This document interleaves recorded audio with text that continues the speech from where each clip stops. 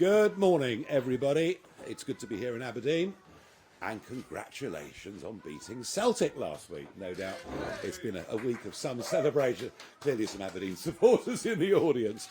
We're very pleased today to be joined by several prominent businessmen and businesswomen who are very, very thoughtful and very, very worried about the future of the oil and gas industry, and indeed all the related businesses and industries that go around that, and perhaps what might happen to the future of Aberdeen and the surrounding area itself.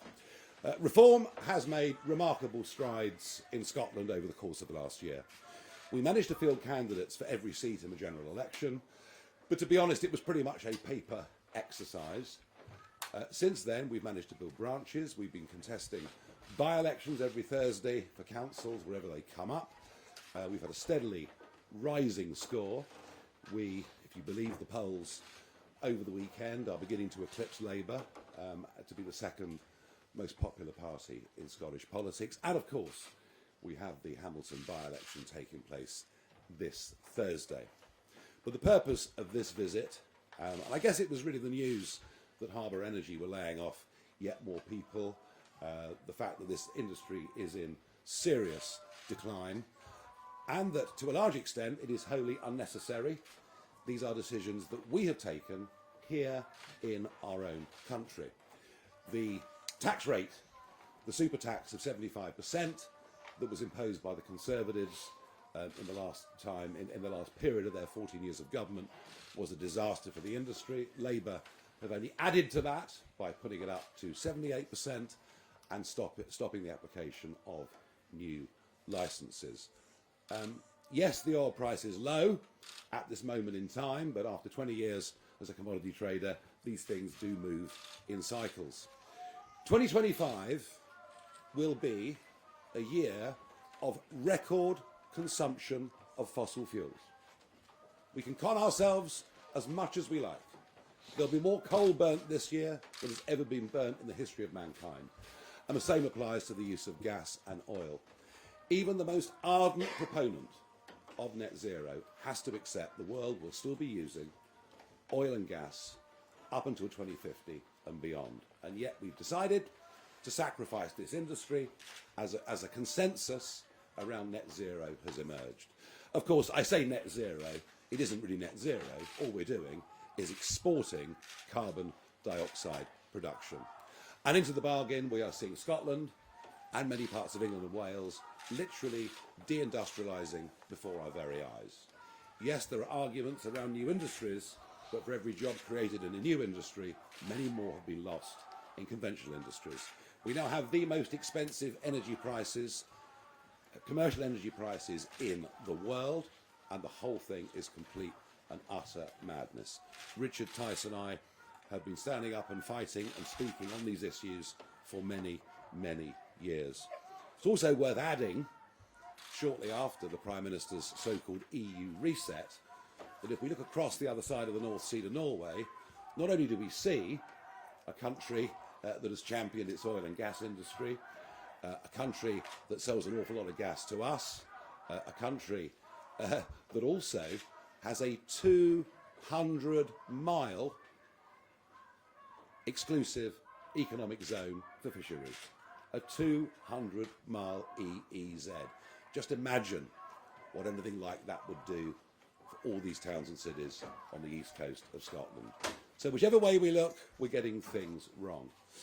They must be laughing themselves silly in Norway that now actually we have to import a significant amount of our electricity from them as well. It is almost, the madness of this is almost completely and utterly beyond belief.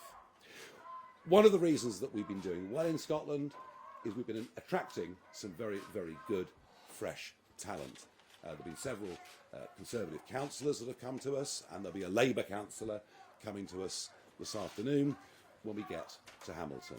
But Duncan Massey has been not just a city councillor here in Aberdeen over the course of the last few years, but somebody who has spent 20 years working in the oil and gas industry, and it's my happy duty to welcome Duncan as a Reform councillor here in the city of Aberdeen today. Duncan, thank you very much. Well, thanks, Nigel. Thanks, everyone. It's great to be here. Didn't think it would be quite such a big show today with just me joining as a Reform councillor, but obviously my reputation precedes me. So thanks for that. You know, I've joined Reform. I think, like for most people, you know, real concern about the country, the whole country. You know, doesn't feel like it's working. We have a stagnant economy, stagnant wages. As Nigel said, we're deindustrialising pretty rapidly because of net zero. We can't control borders. We can't build things like energy infrastructure or houses.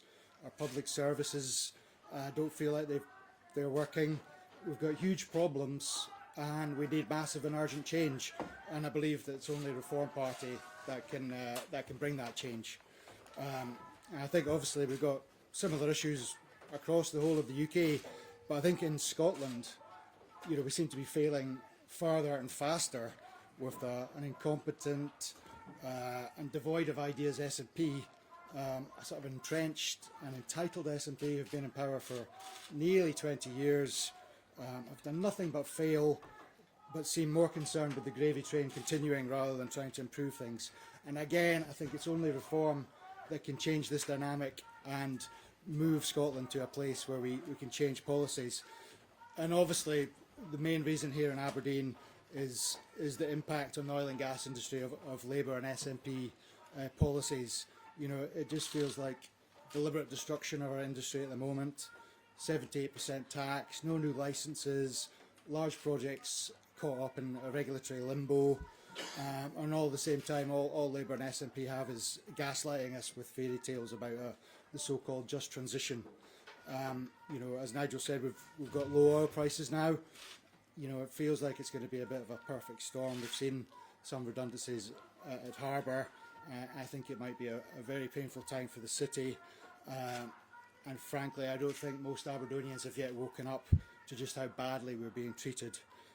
And again, I think it's only Reform, by supporting Reform, that we're going to get the changes to our energy policies that we need.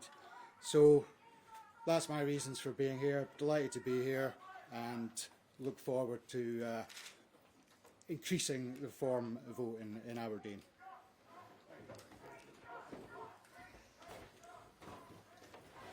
Now, it's exactly 365 days ago tomorrow that I decided to come out of political retirement and throw myself back into the fray. And in the aftermath of the general election, I had one big political target, which was the English County Council elections.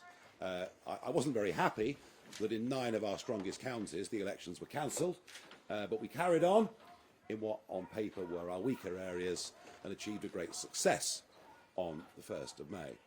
But carrying the torch for the party here in Scotland over the course of the last year, repeatedly visiting and encouraging and helping these branches to set up and defectors to come across, has been my deputy leader, Richard Tice, somebody who also has spoken out for many, many years on the madness of our net zero policies. Richard.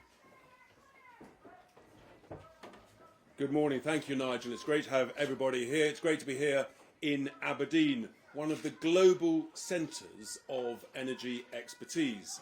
And it's no coincidence that when the UK economy was growing every year at 2.5 to 3.5% in the 80s and 90s, yes, we were extracting significant quantities of oil and gas, and Aberdeen and Scotland was doing very well. And it's an absolute tragedy that this energy treasure is essentially being left in the sea, or indeed under our feet on land, because it is a huge, huge opportunity. And the other tragedy, I've just come back from the Middle East, where they are extracting oil and gas as fast as they can go. And guess what? It's making them very wealthy. And we know that oil and gas is a proven winner. It's a proven winner here in Aberdeen, and it's been a proven winner for Scotland. And that's why I think the simple slogan that I coined, "Drill Scotland, drill." You know, if it ain't broke, don't fix it. We know it works, and we should be accelerating it. I'm perhaps a little less polite than Nigel. I now call it net stupid zero. I think it's the greatest act of financial self-harm ever imposed on this nation by people in Westminster. And it's not them that suffer. It's ordinary men and women families and children that suffer in our communities. And that's why we are battling so hard to turn this around. And we're very clear, our ambition is to win the next general election, and we are polling, almost every poll now we're polling ahead by 8, 9, 10 points. And here's the thing, if we scrap net zero, and that is our plan, then that is a great opportunity for the oil and gas industry that wants a welcoming government that creates a stable tax environment, a stable regulatory environment, and recognises the huge value that can be extracted from oil and gas. It is still hundreds and hundreds of billions of pounds in oil and gas offshore. There's hundreds and hundreds of billions of pounds also onshore from shale gas that we should be using. This is our treasure, and we should be using it rather than importing it from overseas, at which time you're also, not only are you deindustrialising our own nation, we're actually creating more CO2 by bringing it from America or wherever. So we've got this great opportunity. We need to change course dramatically. We need to do a complete U-turn, and we need to say to everybody, in particular the oil and gas industry, a reform government will be a government that welcomes investment, welcomes new licences, and we should get ready. We should get ready for those new licences to be granted and approved and to attract investment, equity investment, debt investment.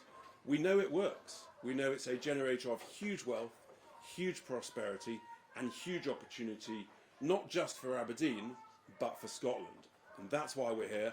And I think that's why, to everybody's surprise, in Holyrood and Westminster, we're doing very, very well here in Scotland. Thank you very much. Okay, we have a long list of media questions which we are happy to take, starting with James Cook from BBC News. Thanks very much. Sorry, I was looking for a microphone. There is one. There is one. Thank you. Morning, Mr. Farage.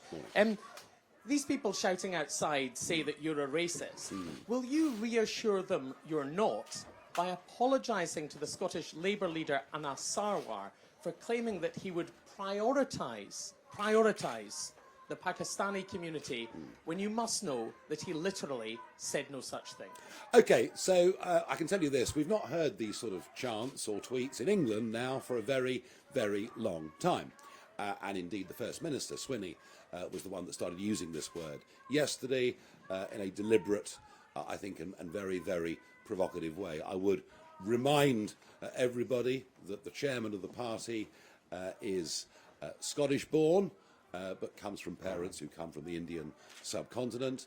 But we don't talk about race at all. We think everybody should be treated equally. We object very strongly to the segmentation of people into different types. And I think, to be frank, that Mr. Sarwar has a record of obsessing on this issue. There was the famous speech that he gave in the Scottish Parliament saying, why the judiciary white? Why are these leading figures in Scotland white? A most extraordinary speech given the statistics and figures here. And actually, I think that speech that he gave was sectarian in its very nature. We are the South Asian community. We are going to take over the country and take over the world. He didn't say any such thing.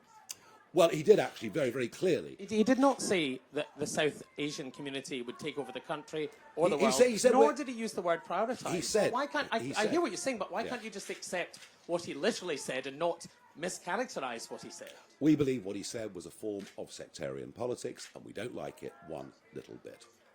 Thank you very much indeed. Ben Phillip from BBC Scotland.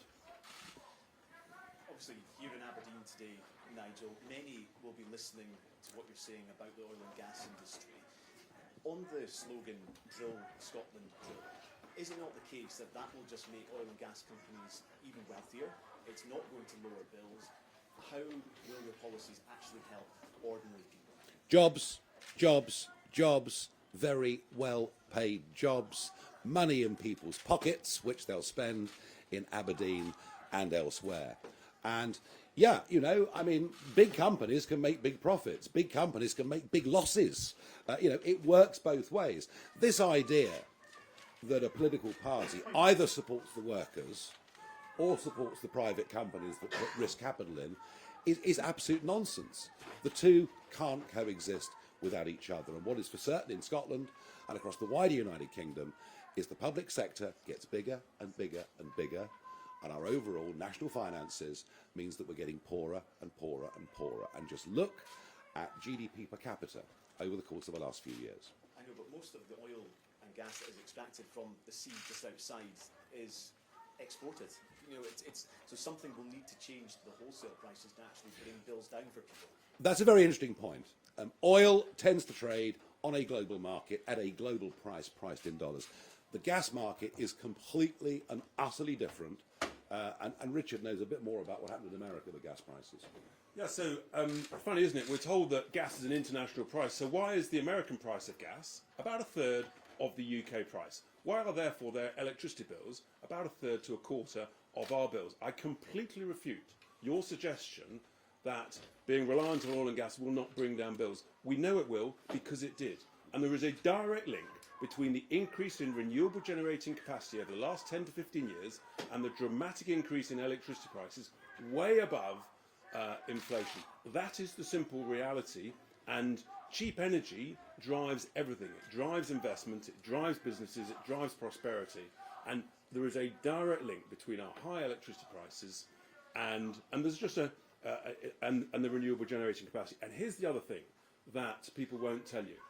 The vast majority now, about 2/3 of our electricity price is now policy costs, levies, subsidies, transmission costs, constraint payments, and all of that. The actual wholesale cost is down at somewhere between 30 and 35%. So I'm afraid people are being completely misinformed about the truth. Yeah, and a political class that have all agreed on everything for year after year after year, and that is why the injection of reform is going to change the whole nature of the debate around economic issues in Scotland. At least I believe that it will and that it should. Christopher McCall, Daily Record. Hi, Nigel. Back in 2015, during the general election campaign, you said that taxpayers in England were, quote, cheesed off with the amount of public money that goes to Scotland. Can I ask, is that still your view? And if you won power, would you look to scrap the Barnett formula? The Barnett formula, it seems to me, is really somewhat out of date. What I'd like to see is a Scottish government that's able to raise a bit more of its own revenue and a Scottish economy that has actually got genuine growth. And I don't believe that can happen without this sector booming.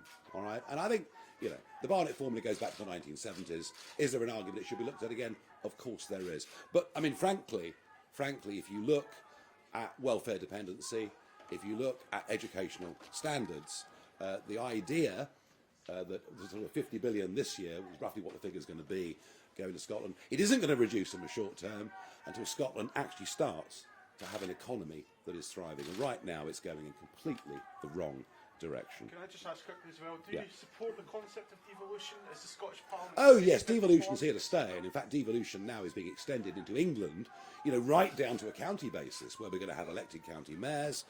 No. Devolution is here to stay. Sadly, over the course of the last 20 years or so, devolution doesn't appear to have worked very well. You know, I mentioned education. I could talk about 800,000 plus on the NHS waiting list. It hasn't worked out very well. Doesn't mean devolution's wrong.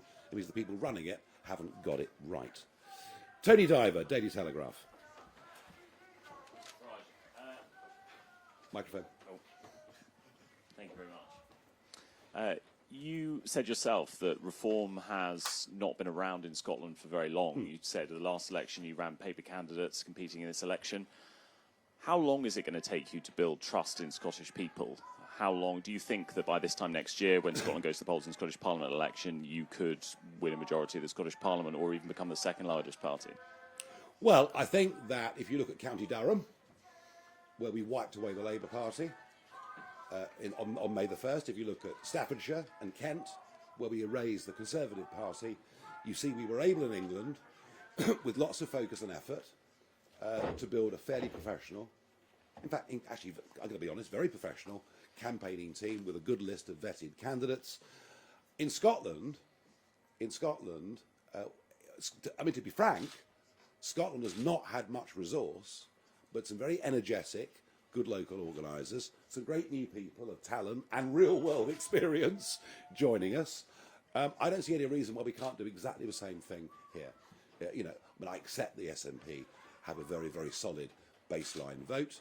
I think the Conservative Party in Scotland will wither away. It frankly serves no purpose. And I think the conditions for the Labour vote in many parts of Scotland are not dissimilar to what we saw in County Durham. So, yeah, I'm very optimistic we can make a big run at the Scottish Parliament next year. We've got a lot more to do. You could say right now the party in Scotland is a movement. It's a teenager, hasn't quite yet reached maturity. Maybe the result on Thursday will be the thing that actually gets us to full adulthood. Thank you very much indeed. Simeon Kerr, Financial Times. Sorry, not here. Okay. Ashley Maguire, GB News. Good morning, all three of you. I'm just curious to know what your take is on the role reversal between what was shy reform and then brash, confident nationalists here in Scotland. Now it's very much the other way around. We're seeing people coming out not afraid to voice their support of reform, while the nationalist conversation, especially that around independence, is filtered away a little bit. Just wondered what your take on that and whether that was going to be enough to take you through next year's Holyrood election. Yeah, I think it's a very interesting point you raise. Before a sort of general election last year, you probably wouldn't tell the neighbours you're going to vote Reform in case they thought ill of you. If you said, I'm voting Reform, it's all like coming out. It was a really big thing for you to do and something that might cause you, a little bit of friction. What I now see, what I've seen in other parts of the UK, and I believe, I already know that our canvassers are seeing on the streets in Hamilton are people are absolutely saying, yeah, we love it. Why are they so vociferous in their support for reform? Because they believe that everything's broken. It was really what you talked about earlier, that things don't actually work anymore. And they see us as the bright new hope that can come in, and because we have the courage of our convictions, we can turn things around. So there is actually a great sense of optimism around our supporters. Many of the media will say it's just a protest vote. It really isn't a protest vote.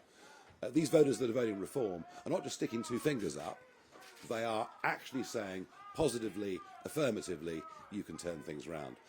As for the nationalist vote, look, I'm less qualified to comment. All I would say is that the SNP don't seem to respect the results of any referendums, be they Scottish referendums or EU ones. And whilst this seesawing that's been going on in Scotland between Labour and the SNP has now reversed the other way since the general election, I'm not actually sure whether the depth of support for the SNP hasn't been more of an anti-Labour position in the absence of an alternative, and that's what we are going to try to provide. Do not underestimate over the course of the next year that we can get people who previously voted SNP voting for us, because I genuinely believe that we can. Gina Davison, LBC. No show? Fine. Dave Galloway from North Sound Radio.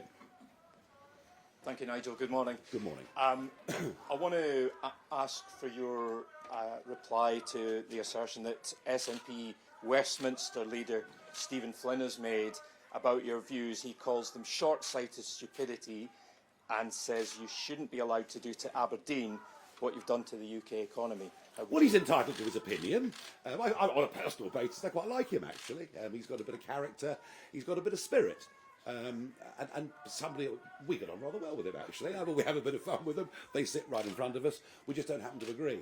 I think the short-sightedness is for Scotland to turn its back on an industry that for over half a century has been providing so many jobs and so much wealth. If it was the end of oil and gas, we weren't going to use oil and gas in a few years' time, it would be a perfectly valid thing to do. That is not the case, and I repeat the point, and you can give it to Stephen if you like, that 2025 will be a record year for fossil fuel consumption globally. We may not like that fact, but it's there. And actually, I think we're the ones with an economic vision that can make people genuinely better off. And just on the subject of carbon capture, why do you believe that scrapping the Acorn project, which can create thousands of jobs and attract billions of pounds of investment, is a good idea? Look, I've been hearing about carbon capture I've been hearing about battery storage for wind farm energy, and I've been hearing these arguments now since about 2000. For about a quarter of a century, I've been told these things will work, they are going to work.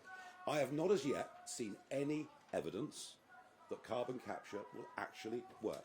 And by the way, if I do, I will change my mind. Can I just add one point to that, Sure. which is that even the Greens are not supportive of carbon capture. And I think that tells you a lot about their perception as to whether or not the technology will ever work.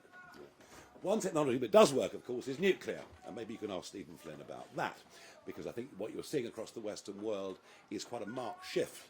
It started in America, we're seeing it in Europe now as well, quite a marked shift of public attitudes towards nuclear energy, given that it gives continuous baseload power 24/7, 365 days a year. And we certainly think that the development of the small modular nuclear reactor, I mean, every submarine's got one. We haven't quite got there yet with it, but I think that probably long term, in terms of reliable energy, is going to be our salvation, because I don't want Scotland or the United Kingdom to go through what Spain has just been through. Spain, who of course have boasted about having the highest level of renewables of any country in the world. Thank you very much indeed. Neil Poran from the Press Association. Morning. Good morning. Both Anas Sarwar and John Swinney have said they would debate you. Would you be willing to debate them? And if not yourself, when do you think you would have a Scottish leader for reform who could maybe do that? Would I debate them? Will you hold my jacket? I'll be delighted to. Of course I'll be delighted to. When are we going to have a Scottish leader? I think I can refer you back to the answer that I gave the Telegraph, that we are a mid-teenage year political movement that is evolving in Scotland into a fully fledged political party, the way that it has south of the border, because of our emphasis on it with the run-up to May the 1st. All in good time is the answer to your question. And by the way, I do want Reform Scotland to be as autonomous as it possibly can be, and that is absolutely our intention. All right. Very, very good. Michael Andrew Blackley from the Scottish Daily Mail. Hello, thank you. Good morning. There was more polling for the Scottish Parliament elections out at the weekend. You've got a sizable share of the vote, but it's pretty clear from that polling that the SNP, despite collapsing compared to 2021, is still going to win by a mile. So are you concerned that actually you could be the man to save the SNP and give them another term at Holyrood? Well, even if we didn't exist, I think you'd find the Labour vote next year would be significantly down from where it was in the general election of 2024. We are a fresh voice in Scottish Parliament, making different arguments, as you can see this morning on this stage, to those that are being made by the other political parties. And you know what? Even in opposition in Holyrood, and even in the run-up to those elections, I think one of the things that I would stand on the track record that Richard and I have got, is we're actually quite good at shifting national debate and shifting government policy, regardless whether we're in power or not. So I believe we can have a significant impact on policy from now going all the way through. And by the way, on oil and gas, on the whole net zero debate, this is almost the next Brexit, where you have, you have Westminster, you have Edinburgh, you have Cardiff, all have been wedded to one particular point of view. Us, as the minority voice inside those institutions, but increasingly a majority voice out in the rest of the country. Believe me, the scales are falling off the eyes of the public when it comes to net zero. They realise that we are putting upon ourselves a massive cost, let alone the opportunity cost of what we're missing, when we globally produce less than 1% of global carbon dioxide, that percentage falling every single year. And when they actually understand that when we close down refineries, think Grangemouth, when we close down steelworks, think Scotland going back a few years, all we're doing is exporting the emissions of CO2 with the goods then being shipped back to us. The public are waking up to this, and very, very quickly, I might argue. Conor Gillies from Sky News. Mr Farage, Anas Sarwar has called you a pathetic, poisonous little man. John Swinney says you're not really interested in Scotland. Are they right? And second of all, have you ruled out standing for Holyrood next year? I have ruled out standing for Holyrood next year. I am not a Scot. Beyond playing golf and attempting to catch salmon and a few bits of family, I don't have Scottish connections. Even when I was in business, I didn't have much. I had some, but not much north of the border. So I will not be standing for Holyrood. That would be wrong in every way. And do you know what? The more they insult me, the more I know we must be doing something right. And I think they're in a blind state of panic. They're chucking around all sorts of insults. I thought the First Minister yesterday was frankly insightful in what he said. But for today, I will not return the compliment. We'll let the public make their own minds up. I'm not going to get involved in a war of words. But do you think you started that by mischaracterising Anna Sarwar's words, just to follow up on what James said earlier? No, Mr. Sarwar seems to be obsessed with race. You know, I've mentioned this already to the BBC man sitting on your right. Speeches in the Parliament about why is everybody white? You know, what's wrong with Scotland? And we just don't see things like that. And I think that speech was a sectarian speech. Do you know what the context of that speech was? I don't know. So you're putting... Oh, yes, I do. It was the independence. Pakistani independence. Yes, it was. Yeah, okay, I get that. But... The speech in Parliament was about Pakistani independence. I think the speech that he gave, when he talked about the South Asian community and what we can do. I think our view is that we ought to be as colourblind and as race blind as we possibly can be. You know, people have their own private practices and religions. With respect, though, you're the party that are putting out videos about race. Well, we didn't start it. No, you asked me, did I start it? No, he did. Of that, I have no doubt at all. Stephen Brown, STV News. Morning. You've come here spoken an awful lot about oil and gas, very little about renewables. What is your investment plan for renewables? Indeed, for the 50,000 people in Scotland who are now directly and indirectly employed in renewables, some of them will be concerned about your rhetoric around net zero and what that might mean for their future jobs. Well, I mean, I don't mind renewables. If renewables work and can stand on their own 2 feet, that's fantastic. But at the moment it can't, it never has done, and it's directly contributed to energy bills being, as I've said already, the most expensive industrial energy in the world, which is disastrous throughout all levels of industry. So if renewables can stand on their own 2 feet, good, but let's not con ourselves. You know, these wind turbines aren't being made here, these solar panels aren't being made here. I think there are some very serious questions.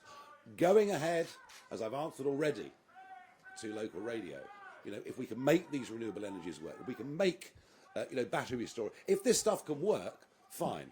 And investment will continue to go into those areas. But to make ourselves too reliant on intermittent energy would be a massive, massive strategic mistake. And you've spoken about the idea of oil and gas licences in the future, potentially requiring an equity stake within that from government. Yeah. How much taxpayer money are you willing to throw at oil and gas licences in the future, which by their very nature, as the oil and gas declines in the North Sea, will become far riskier? Yeah, there is risk to it. There is this, but the rewards are absolutely enormous.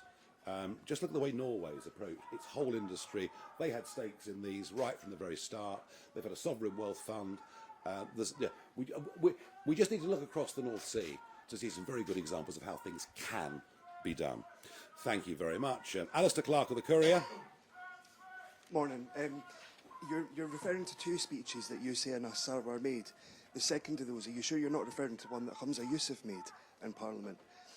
Secondly, for Councillor Massey, if I may, the Tories and SNP have fought between Aberdeen seats up here for a long time.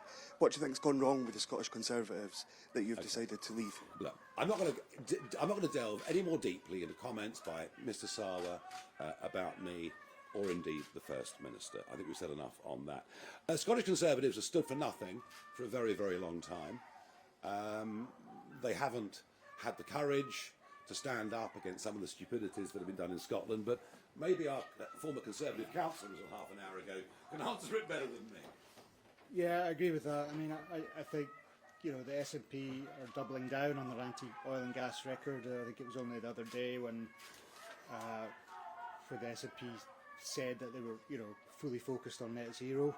I think, go back to Conservatives, obviously I've got respect for my Conservative colleagues, but I think they have failed to set out a vision for Scotland and for the UK, and I think Reform has done that and is doing that. And you know, we're very much in Scotland the start-up party that is pushing ahead with sensible policies for energy and for oil and gas. Thank you. Stephen Carroll from The Guardian. We take a lot of questions here, don't we? Hello, it's Stephen Carroll from The Guardian. Mr Farage, can I just clarify something about Reform policy on oil and gas extraction and coal extraction? Is it Reform's policy that all oil, gas and coal should be extracted worldwide? And what is the Reform's analysis of the impact that's going to have on climate heating, which tens of thousands of scientists are absolutely clear is proof is happening now and is causing deaths worldwide? We are less than 1% of global CO2 production. That number falls every single year. I think it would make more sense to use the coal that could have been produced in Cumbria and taken across to Scunthorpe to keep the steel plant open. I think it makes more sense to produce that coal in Cumbria than it does to import it from Japan. And I think even in terms of the CO2 argument, I think that argument actually is a winner. And we have to face up to the realities that China, Indonesia, India are using more fossil fuels. Coal, take coal. You know, we're going to burn, mankind this year is going to burn 8 billion tonnes of coal. I share with you reservations about what this is doing to the atmosphere. You know, I share those reservations. But does it make sense to commit economic harry-carry in this country whilst this is happening across the rest of the world? No. Better to refine in this country, better to produce chemicals in this country, better to manufacture cement, other products, steel, other products that use an enormous amount of energy, better to produce it here under better environmental standards than produce it in India and China under much lower standards and then ship the goods back to the UK. And I'm just trying, Sir Severin, I'm just trying to be rational and logical. Can I just go back of to course. the first question, though? What is the Reform strategy on or position on maximising oil and gas and coal extraction worldwide? Because if you say it's good for Scotland, then presumably it's good for everybody else too. Well, it's good for Scotland. No. Let's get back to logic. If we're going to use gas in Scotland and elsewhere, there's a strong argument to say we should produce it ourselves, make lots of jobs, and get lower energy bills. And that's the argument that we will go on making, and I think the public increasingly support us. The Herald I'm going to speak to last for fairly obvious reasons outside. Alexander Ellards from The National. Yes. Good morning. Good morning. So last year, Labour suspended around 10% of the weapons export licences to Israel. The following day, writing for GB News, you questioned whether Israel was really still an ally of the UK.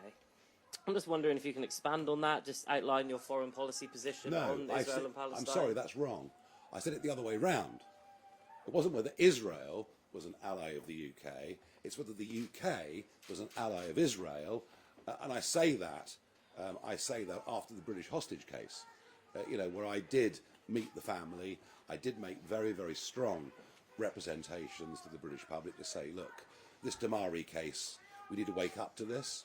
I did my best through American media to make them aware there was a British hostage, and I think what you'll find is that the Foreign Secretary, David Lammy, met with the family and gave a fairly underwhelming response. So my question then, and as you say, we are going back a bit, my question then was, are we really an ally of Israel's anymore? I know that since then things have deteriorated, and even some of Israel's strongest friends in the world are asking some quite serious questions. I guess that's my question then. If you were at the head of the UK government, what would your position on Israel and Palestine be? Would you label their actions in Gaza a genocide? No. Would you suspend all arms licences?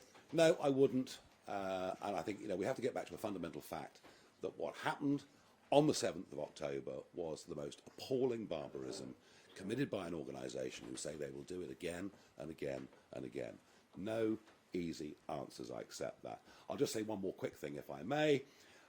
Very, very interesting to see some quite senior American generals over the course of the weekend, talking about the new EU Defence Pact, which Starmer is signing us up to.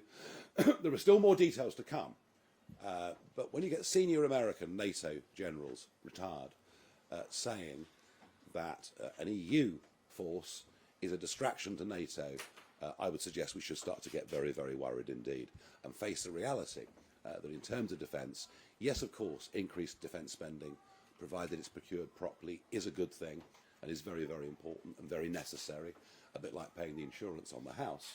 Without the Americans, we are defenceless. And the more we push down this EU route, the more sceptical the Americans are becoming about our independent role. Right, okay, where are we going next? We've got Rachel Amory from The Scotsman. Good morning.